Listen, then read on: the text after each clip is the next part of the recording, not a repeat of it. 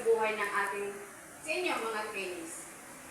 Ngayon, we gather not only to celebrate the completion of sewing training program, but more importantly, to recognize the journey of perseverance, dedication, and transformation ng bawat isa. At alam ko, meron sa inyo dito as in zero knowledge, pero natapos nyo na hindi kayo umalis na wala kayong natutunan.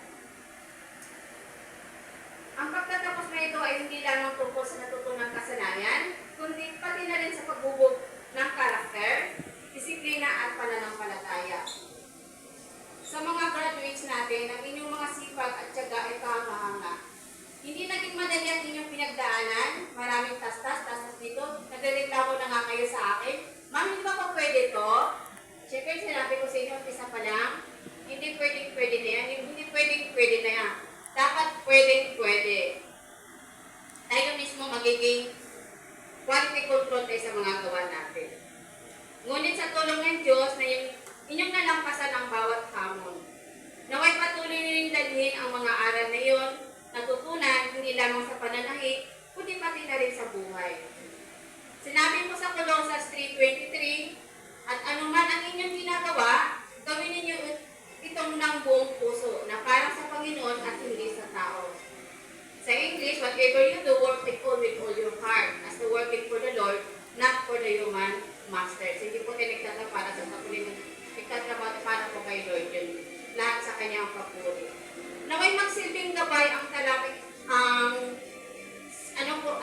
words na to sa inyong patuloy na paglalakbay. Na sa bawat gawain ninyo, gawin ninyo ito para sa kalwatian ng Diyos. Hindi lang din tayo gawa ng tayo ng gawa. Lagi po natin uunahin sa lahat ng oras, sa lahat ng bagay, yung ating Panginoon. Kahit po saan tayo magpupunta.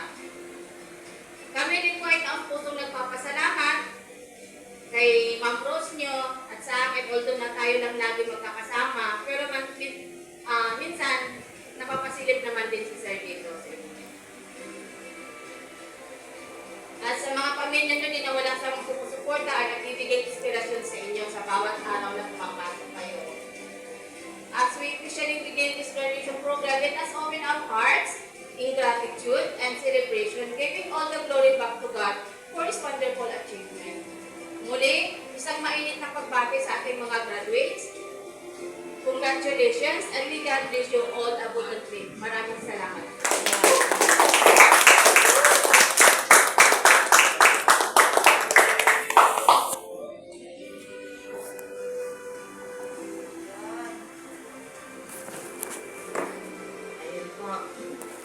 Thank you, Ma'am Grace, sa napakaganda mo pong sinabi.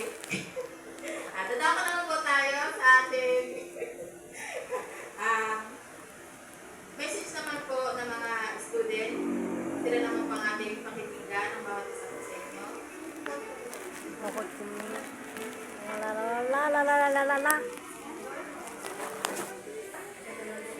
Huwag ka manuro dyan, baka mamatanda ka.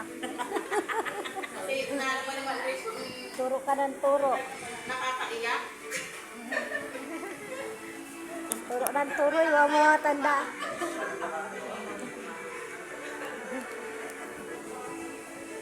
Turo ng turo, no? Para ano ba? Para FMP po ba yung ano nyo? Magpakailan ba? Kung ano po nandito na sulat, Sige po. akin po ano po to? In order. Wala po ano. Wala, patay diha. Opo. Lahat po kayo. Wala po exempt. Okay po. Unahin na po natin si Ami Marisa. Yes, stand up. Yung sa akin.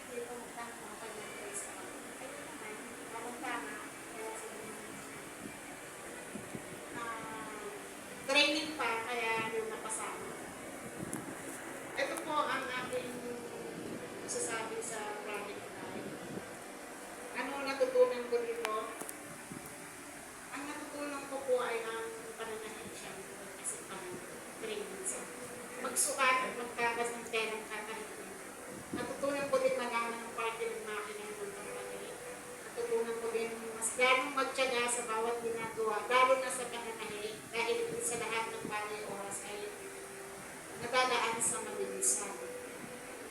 Ano ang nabago sa iyo dito sa Project Life?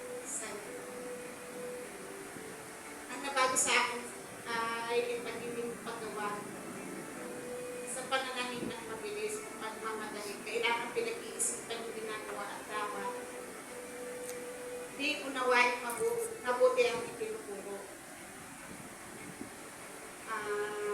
Lumago ba ang aming pananampalataya sa ating Panginoon? Dati talaga wala naman sa akin.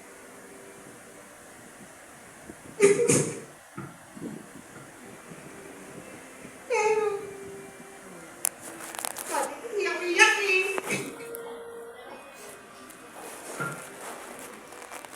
Iyak Pero mo. kasi, being a solo parent, mahirap. Although may tumutulong sa'yo, pero kailangan mo pa rin talaga magsunod ka.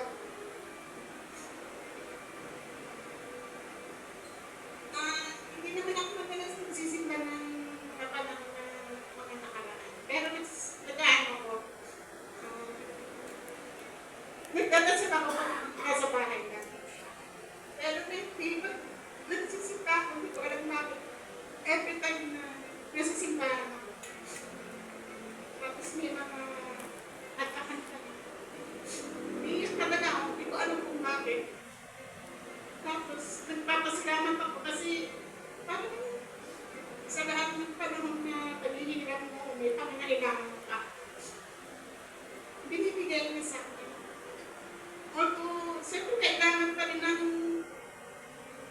ano mo yung gawa mo. Ganun ang sa akin ang naging pananampalataya mo sa ating Panginoon. Kailangan lang na magtiwala sa Kanya. Kaya nandun mo para sa akin. Thank you. Ayun, thank you po, Ate Marisa. Susunod naman po, Ferdy.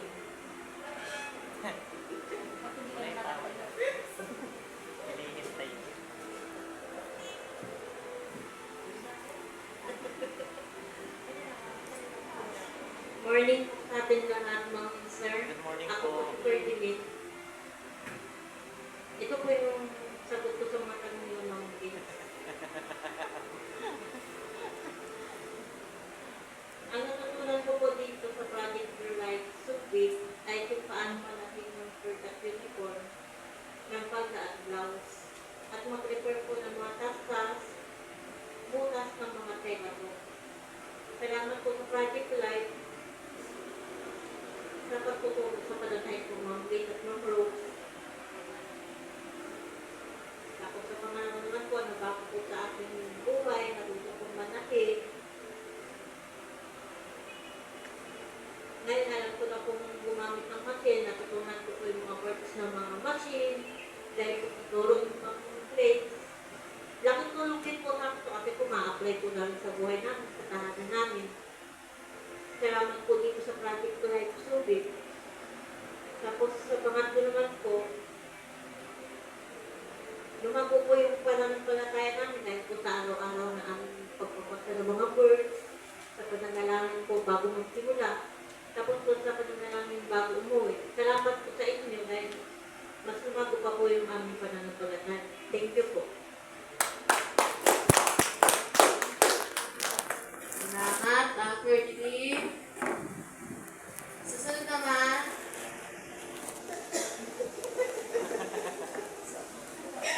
Ayun.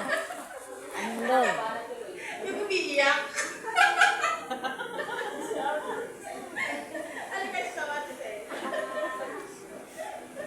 Patay ka diha. Wala pa sa umiiyak na eh. Magandang umaga po sa ating lahat. God morning. Always God morning. God morning. Ang natutunan ko po dito sa Project Life is yung matutong gumamit ng mini-bidita. Or take measure. Ano po? Take measure kami. Yun po yung gusto kong malaman kung paano yung sukat ng bawat part ng katawan kasi sa totoo po ay mayroon na po akong experience sa pananakit pero ang gamit ko lang po dati yung lipad jump. Pero meron din po ako kaso na binaha po kami, lagi always kami binabasa kaya yun po. Natuto rin po akong gawin yung proper na paggawa ng damit. Natuto rin ako magtastas ng pagkahirap-hirap. Mabang pasensya ko doon. Na sobrang ikli ng pasensya ko, yun napahaba niya. Yun ang nabagong buhay ko nang dumating ako dito. Dagdag na rin yung sa Project Life. Salamat din po. Kasi kahit paano, nakakuha ko ng close friend. Okay. Joke lang yun. Hindi. Goods yung memories natin dito. Tsaka masaya ako kasi kahit na sa dami ng problema, nakakarating po ako dito. Yun po. Sa pananaw po na nabago ang buhay ko. At na lumago ang pananampalataya. Salamat. Kasi nakilala ko to. Nagkapasalamat po ako kasi isa po doon yung sa anak ko. Sa ngayon po, nag-wife ko na siya. Nagating na pag-ibig para masalog yung problema niya. Yun po. Tapos hindi po ako nakakaramdam ng peace of mind. Sa bawat pasok ko, mas gusto ko lang ako pumunta rin sa araw-araw eh. Yung pwede lang ako or every. Pero kasi may mga hamon din po tayo sa buhay na kailangan natin resolve at mag-isa. Salamat po, Ama. Kasi hindi mo kami pinabayaan. Nandiyan kayo mayakap ka sa amin na sa dami ng problema namin, hindi kami pinabayaan. Salamat po. Thank you po, Project.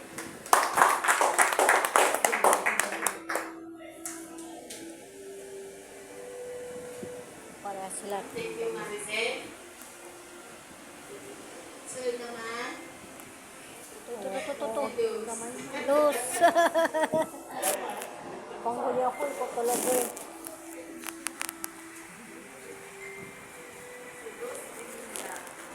Mahaba po. Luz.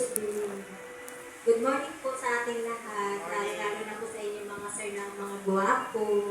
Last points na siya. Mga ma'am na mga gaganda. Tulad namin. By the way po, ano pong masabi? Parang blank po yung isip ko. Hindi po ako nasabihan ni ma'am. Ako po si Cristina Lanzaderas. Dati po taga-Kalapang Dalay. At kakalipat ko na po ng Ilwas po. Ngayon po is, ang nakilala ko po itong Project Life, kasi po purpose po ako, sinend po ng mom namin sa GC po namin. Doon po nakilala itong Project Life Subit. Ngayon po, sabi ko, ito yung inaabangan ko, gusto kong matutunan, yung pagkatahi. Kasi nga po, hindi ako marunong magtahi. Mister ko po yung magtatahi ng mga butas-butas. Tapos, tinitignan lang niya ako kung tutulungan ko ba siya or ano. Kasi hindi ko marunong manahi talaga. Ngayon po, yung kapatid ko po, meron pong siyang makina sa bahay. Yung asawa po niya yung gumagamit.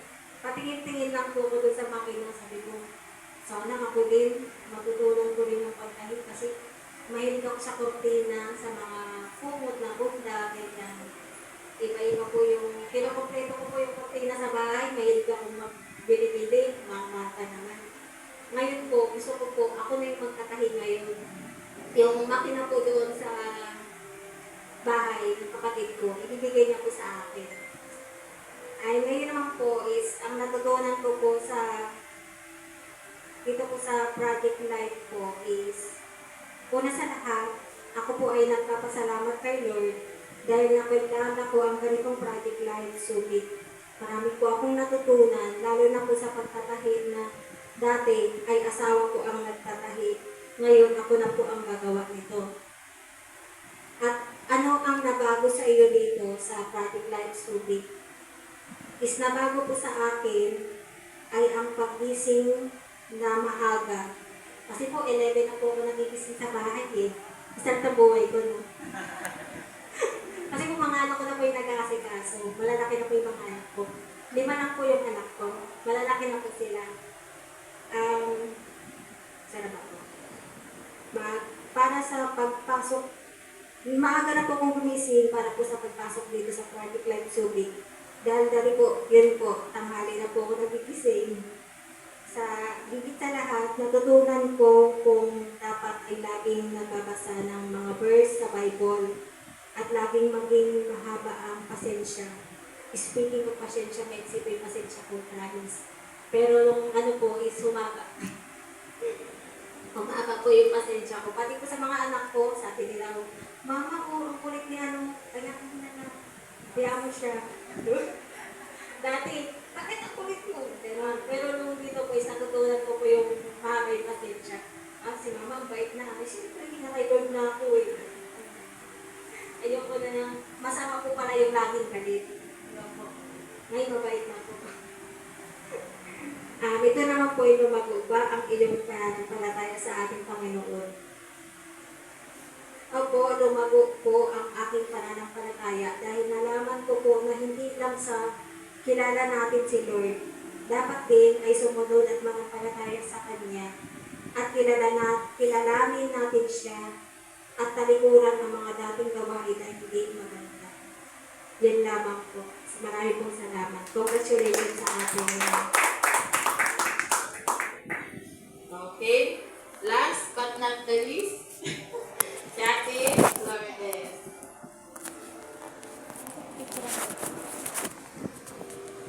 Wala pa, umiiyak na. Marikip yata. So po, good morning po sa ating lahat at sa ating lahat. Sir, ma'am. Huwag ka lang dire-diretso. Ang pinakamahirap at ano pa naman dito, turuan. Kaya salamat po sa ating mga guro. Thank you, ma'am. Thank you sa inyo. Sa inyo din mga sir, mga classmates. Maraming salamat po.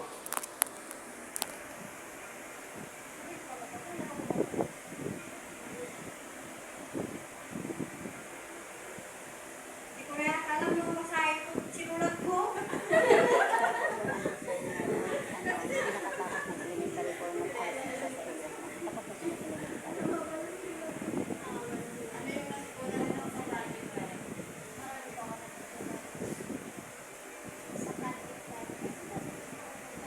Wala na kaming narinig, Lourdes. Gusto ko po matutong manahit. Tsaka magpatakbo ng makina. Tuwa po ko nung napatakbo ko na yung makina. Habang nakakitawa ko. Tapos nabibisit naman po ako pa. Hindi ko ma-perfect. Gusto ko nang umiyak. Lalo nung pag nagtatas-tas, naiinis ako. Nagbibigil ako pero nagbibigil pa rin po ako. Kaya maraming salamat dahil bumaba na ng mga temper ng anak ko. Tuwing na pag nasa bahay po ko, lagi ako nagbawalan. Habis nito ako'y naiinis. Pero dito temper ako nakaan. Kasi nasa ibang lugar po ako. Pero pag nasa bahay po ako, kahit takot tayo lilipat. Nanay talaga. Batuhin ng baso. Kaya, maraming salamat sa Project Life na marami pong natutunan kami dito sa inyong alam. At sana po, marami pa kayong matulungan. Po. Sa Panginoon naman po, mula ng bata naman po ako, kasi sigat na po ang aking papa. Kasi lumaki naman po ako, wala akong magulang. Sa kanya lang talaga po ako nakatipid.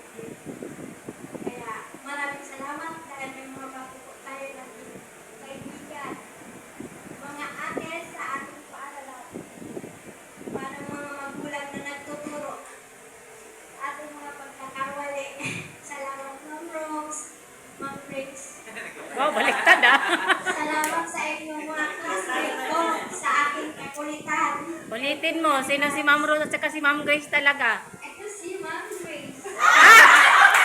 Yan naman sinasabi ko lagi talaga eh. Hindi talaga siya, ayun ang hindi nabago sa'yo. Hindi yung hindi nabago sa'yo. I'm sorry po. Ay, mama yun. I'm sorry.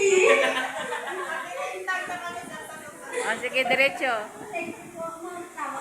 Tama na po. Salamat